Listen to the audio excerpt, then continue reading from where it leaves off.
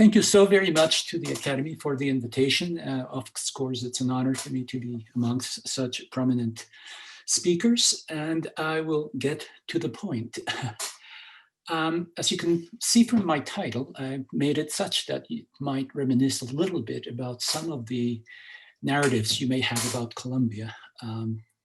Some of you, I'm quite sure, remember that film. The title is simple, straightforward. And as you may notice, there is a something between quotes, post-conflict. This is because we have not reached a national consensus. Some of us, we think that we're still in conflict. Some of us would rather call it a post-agreement era.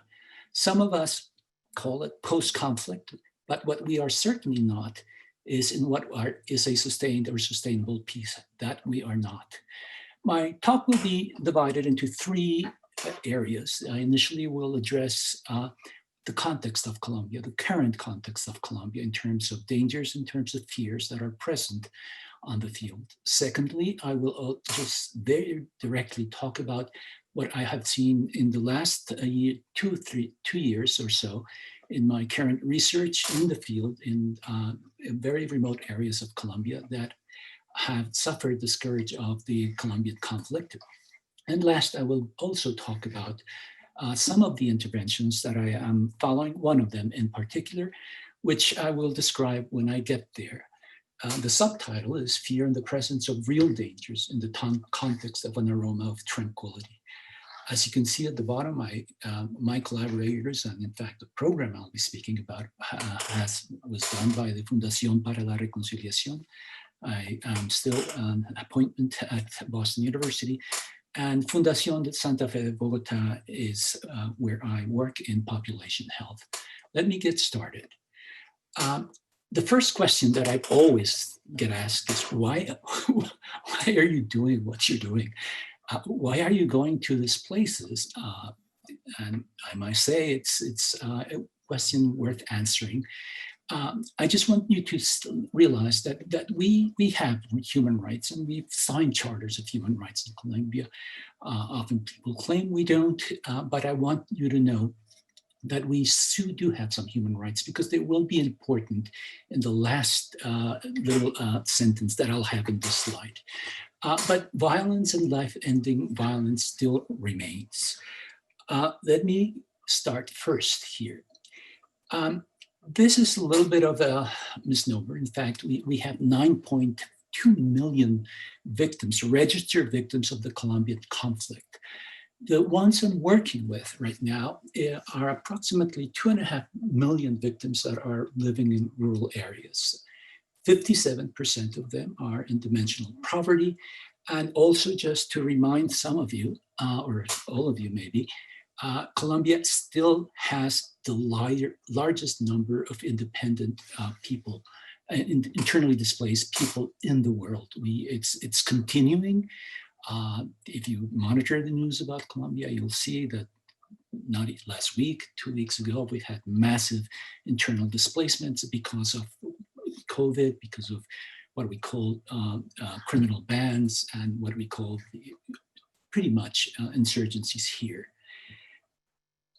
Let me talk about why I am particularly interested. My work began about 6-7 years ago, actually a little bit more perhaps, when I wanted to start looking at creating or adapting evidence-based interventions in Colombia.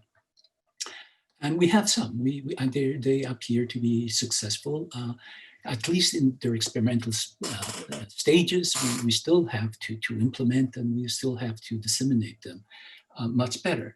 But as it reads, we have about 20 to 30% of the population, that this rural population, that may be in need of mental health attention. Why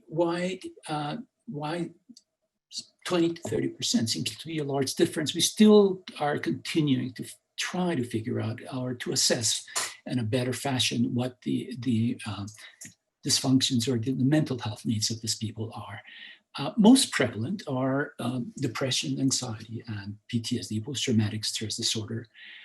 In my ongoing research, where it's taking place in 4 different regions of the country, the Caribbean coast, the Pacific coast, central Colombia, and now I'm also working at the southern regions of Colombia, very close to the Amazon jungle.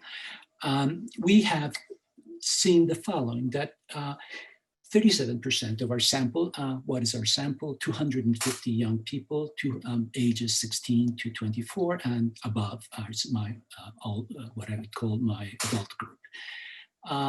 Some of them qualify for insomnia, at least clinically insomnia, 51%, which came as a surprise. I'm still reanalyzing data. Have PTSD.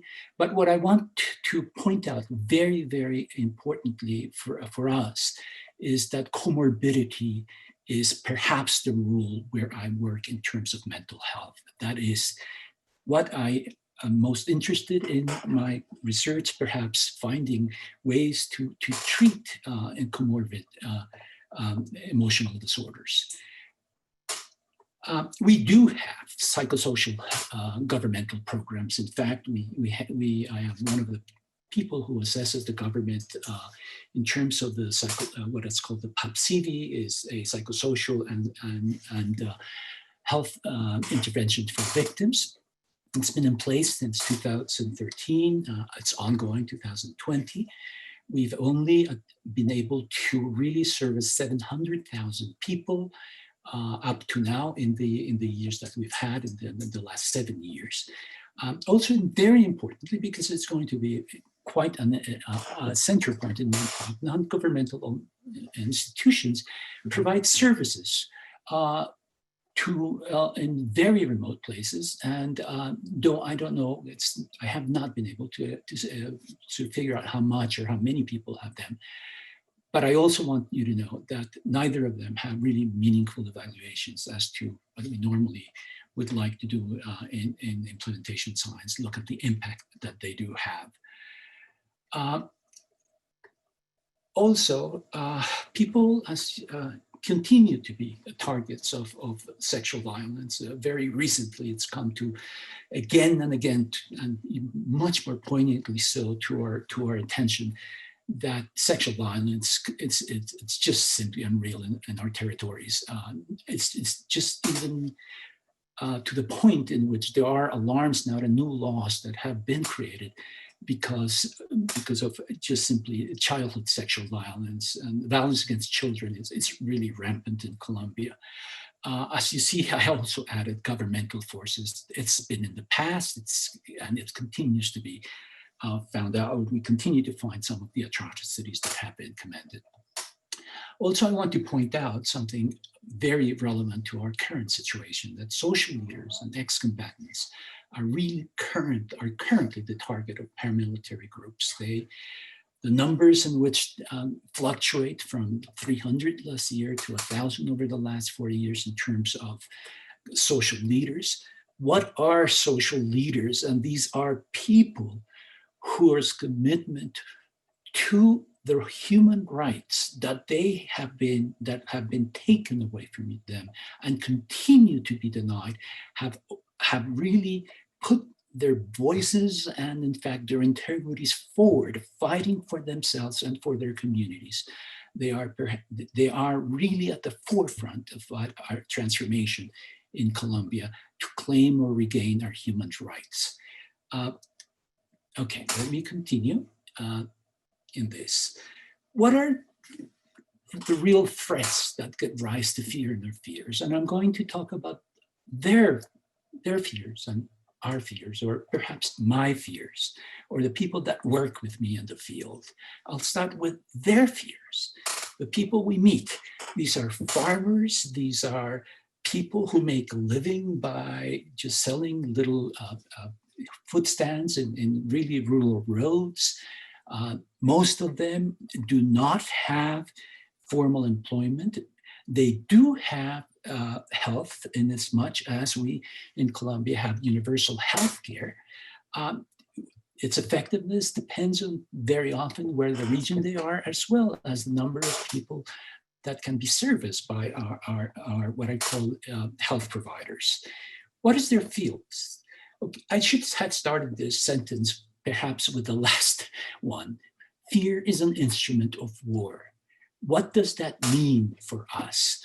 That people that have remained in their territories where the conflict really was at its height during the last 40 or 50 years know the actors or know the forces that in fact participated in atrocities and crimes, and very often continue to be persecuted by them because of the information they may have about their past crimes. I will just move on and will not comment more if some people do have questions. Also, local militias, criminal bands have the norms that they impose in their territories. For instance, in one of the regions where I work in Caribbean coast, particularly in the region called Montes de Maria, that had the highest rate of sexual violence exerted by the paramilitary forces in Colombia, have in fact been told, A, not to speak, B, not to move around, and you cannot dissent from the norms that are placed. What are the names of these norms? Very often they get under their doors little notes or little flyers, letting them know what they can't do with the actors, the name of the violent actors, and the consequences if they violate the norms. For instance, right now, and not unlike places in Central America, in Colombia, some of the criminal bands and paramilitary groups don't allow people to circulate because of COVID past 5 p.m. and they're only allowed to leave at 5 a.m. in the morning. So those are the norms that they have. There are other norms, of course. What are the fears? This is very prominent. Mothers are continuing to fear forced conscription of their children. Men do fear not being able to provide from their families. And now recently I've been told some of them have had suicide attempts because of their inability to provide for their families because of the current COVID situation, not being allowed to circulate, or the curfews that are in place in the rural regions very often. Okay. We have had for decades, even though it's decreased. And in fact, from yesterday, we were discussing the decrease in violence, and which has been illustrated in a very recent book by Steven Pinker in the Better Angels of Our Nature. But we do have endemic gender-related violence, family violence, and drug trafficking-related violence. This continues to be present in our territories, and it's, of course, one of the sources of fear.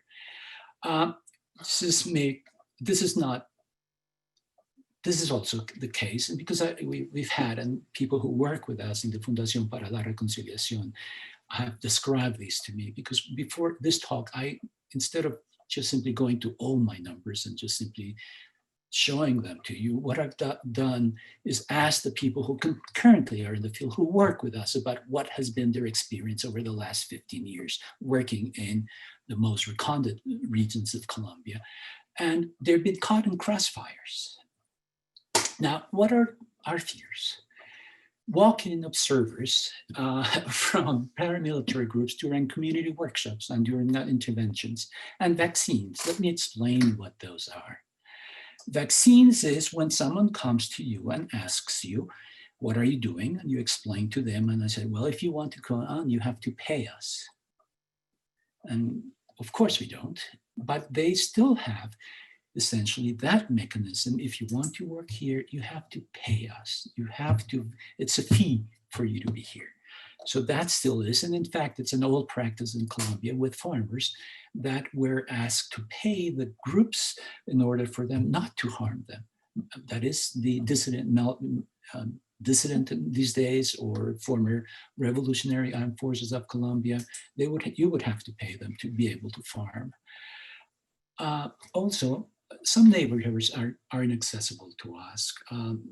the work needs to be done away from those neighborhoods at times because of the armed confrontations.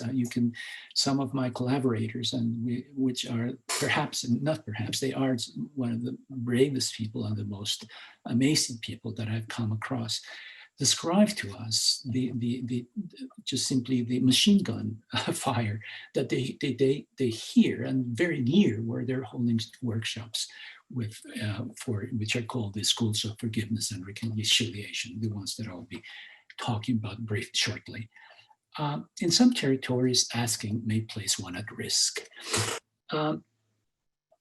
Here's one of those things you learn by experience. One may read Michael Wessel's. It's remarkable in some of the recommendations that he gives to people working in psychosocial programs in territories where, in fact, help is needed.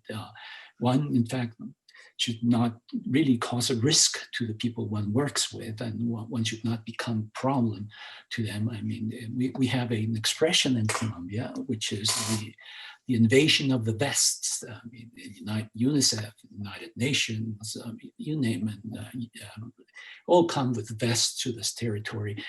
But what I want to emphasize, what do I really mean in our experience by asking?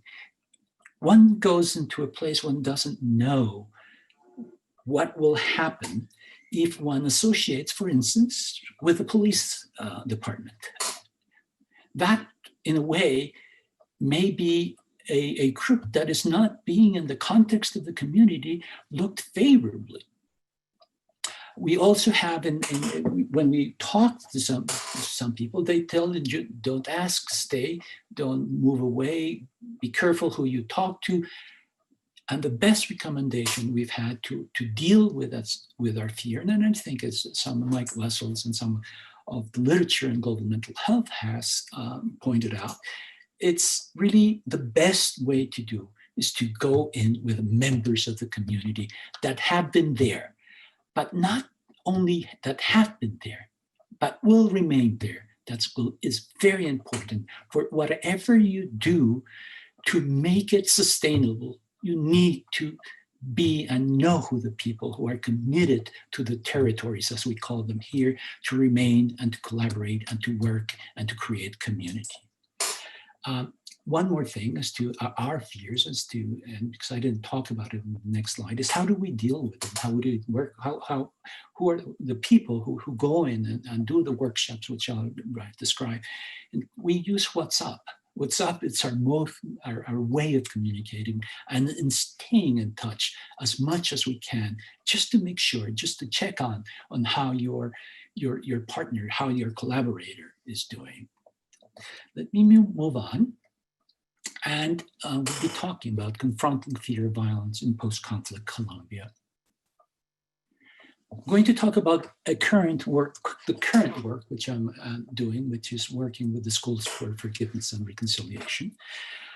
This is a program that was developed by the Fundación para la Reconciliación. It develops and it continues and grows and it learns. It's been in the books for almost 17 years. It operates, I think I may have, as an example, them in 20 countries, including in Boston, where I lived for about 40 years. In the Roxbury area, they had a program which they did the Schools for Forgiveness and Reconciliation, which they called Values Over Violence. And what they prompt is what they work at. It's a narrative change. And I will tell you what I mean by that shortly. It's a program that has 12 sessions. As I said, I started trying to do adaptation of evidence-based interventions, and I'm doing now understanding or knowing or looking at the benefits of what are called evidence-based component programs that have been developed by us, and at least in Colombia. This was developed in Colombia, though it's used in many other areas. So that's where the focus is. I'm looking at a program. It wasn't meant to be a therapeutic program, but it has definitely some therapeutic benefits to this. I'm just trying to determine those. Okay. It's based, in fact, as it has evidence-based components, forgiveness therapy with Robert and Edward Worthington. Also components of Ubuntu, which some of you are familiar, that starts and continues to be used in South Africa in programs that are mostly for peace and reconciliations, but they do have some benefits. Sometimes they don't work as well as some of you may know. We can talk about that later. But that's where I'm doing this, as I said, in 4 different regions, 5 different communities, with half of my subjects are young people, the other half are adult people.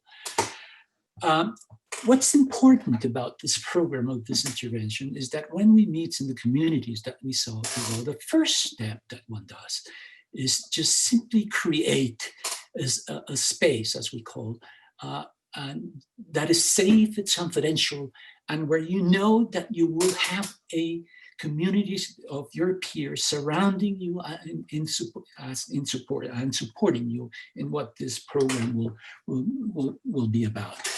Some get there without knowing what it's about. Some they do know about what the program is about. Also, I want you to. I want to also make you understand that it's got 12 sessions, as I may have mentioned briefly. The first part is just simply letting know people, laying the ground rules as confidentiality and being supported. The next phase, the next phase is something which is called, which is really the evidence-based component, where people are asked to face their fears, to think about their offenders, to think about what hurts the most, and they are allowed to talk about it. And talk about it in community. And it's the way I participated on some time ago. It's really an impressive way in which people, you can see their physiological responses when they think about their fears, but you can also see the transformation as some dignity is returned to them. They're taught about to think about the enemy in different ways, to think about moving on. It's very reminiscent of some of the protocols that I've worked with, transdiagnostic protocols, such as the unified protocols, in which they are taught about the decision to stay on as you are or move on, literally doing what one would simply would call a little bit of cognitive restructuring. Fabio, we're running a bit late. I'm so sorry. But oops, I'm sorry. So I may have overdone it. Okay, we no worries. try to mend fears by providing narrative of mutual acceptance. We changing the narrative from fear and anger to forgiveness, and from isolation to reconciliation.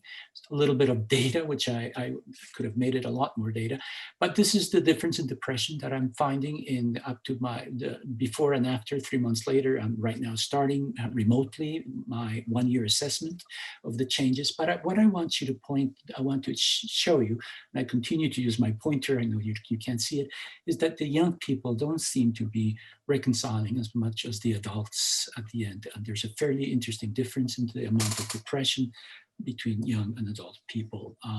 There's some reasons that I know that's the case.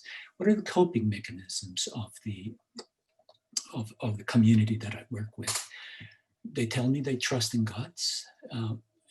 The family, they stay home and just simply stay away. Problems will go away. Keep complete silence of what one sees and knows, never snitch. Keep one's mouth shut, never ask. Avoid contact with violence groups, tell children to do the same. Be kind to people, as one could make a mistake and there could be consequences. Talking about resiliency in the community, because it's a remarkable amount of resiliency in our community. And one of them just tell me, who's taught me quite a bit, the only thing that they could not take away, that's what she said, is the dreams of continuing our fight for our rights. How do we manage and reduce and prevent fear to violence? What they say, well, the Colombian government should offer guarantees of no repetition of the conflict. We lose our fears when we will lose our fears when peace returns to our rural areas. Please give our children quality education and our youth job opportunities, and give support to the territorial organizations who handle the issue of violence with women victims who suffer firsthand the scourge of the war that we still carry tattooed in our bodies. Essentially, what they want is that the interventions be given back and be with them so that they can help their communities. And that's what I'm working on. I also want to acknowledge Lionel and all the members that have helped me, and I had some very productive discussions to try to make sure that I can convey some of the work that we are doing in Colombia in terms of peace and reconciliation, and to achieve what we call a lasting and sustainable peace. Thank you so very much for your attention, and my excuses for making it a bit long.